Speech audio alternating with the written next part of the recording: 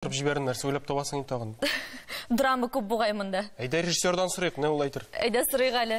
Құрметлі тамашашылар, бізде бүгін қонақта режиссер-драматург Илгиз Зайнеев. Исәнмісіз, Илгиз? Исәнміз, қайырлы. Нешік болды міне Ильясның оқуы сізге шадым? Құты шықшма? Алай деп етмеді. Рәхмәт.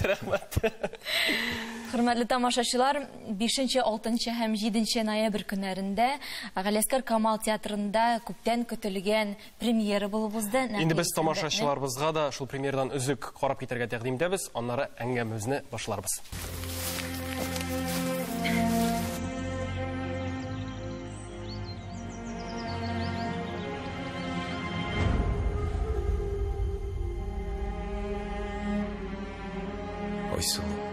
Айсылу сандуғашым, нешік сағындым Айсылу. Илама бәғірім, керек ми? Сені сағынып қайттым.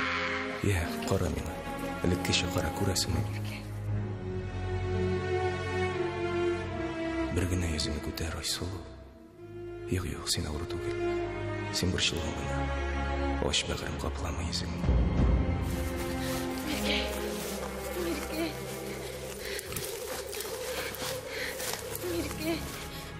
Мен сеңа қайттым, қара меңа бір гіне шыл көзлерің білін қара бәғірем.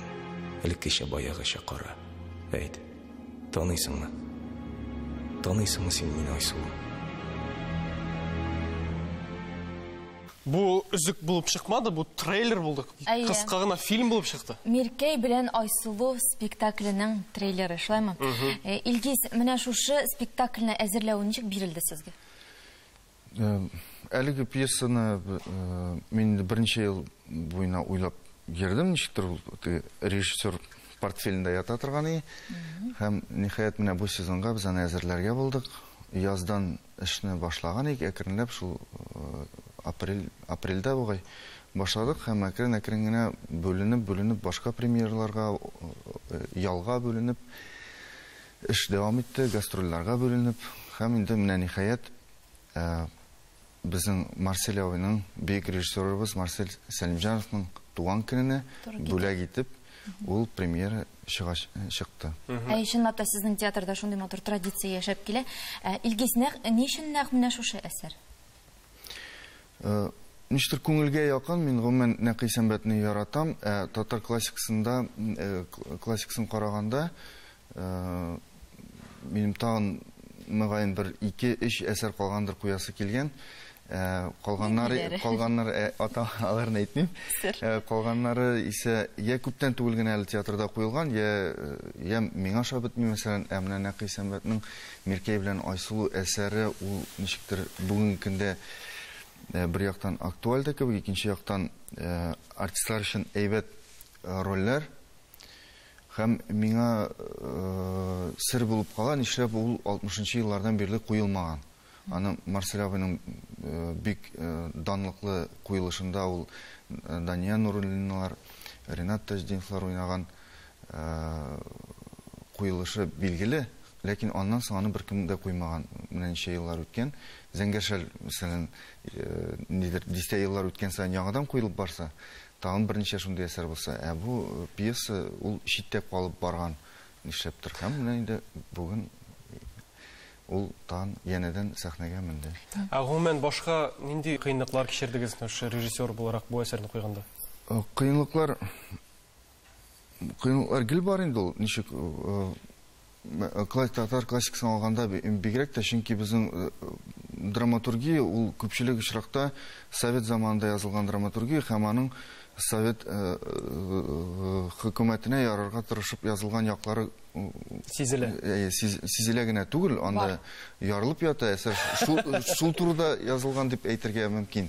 Һәм инде мәсәлән пьесаның эштән берен ким дигәндә без кыскартып аттык. Чөнки анда әшәке муллалар һәм шундый башка дингә сугылу, бәрелү бүгенге көндә ул без актуаль дип санамыйбыз аны, һәм дөрес дип санамыйбыз. Һәм безгә Аллаһка шөкер ул заманда эшләгән авторлар мәҗбүр булган әйберләрне эшләргә безгә бүгенге көндә кирәк түгел. Biz jingilrek zamanda yaşıyoruz. Aktualleştirdiniz siz onu demek. Biz аның бу әсәрдән кирәкмәгән әйберне алып атып, сәнгать әсәрен генә калдырдык. Менә ул кыскартылган өлешләрне бит әле нәрсә белән дә тутырырга да кирәк. Менә нинди кызыклы алымнар кулландыгыз сез. Һәм тамашачы ничек кабул итте спектакльне? Элек язылган пьесаларны кыскартканда тутырырга бик кирәкми, чөнки алар элек озын язганнар һәм кичке 6-дан төнге 12-гә кадәр спектакль караганнар. Кешенең вакыты күп булган. Бүгенге көндә без 2 сәгать тутырсак, инде шатланабыз. Ой, 2 сәгать тутырдык, бигрәк озын булды әле бу спектакль дип. Шуңа күрә ул аның кадәр күп кыскартканда да барыбер 2 сәгатьлек спектакльгә калды.